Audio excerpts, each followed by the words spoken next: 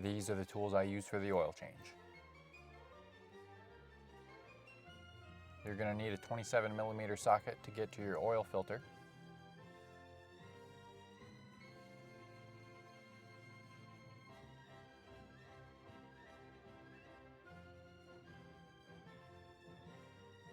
Remove your oil filter and then start draining your oil.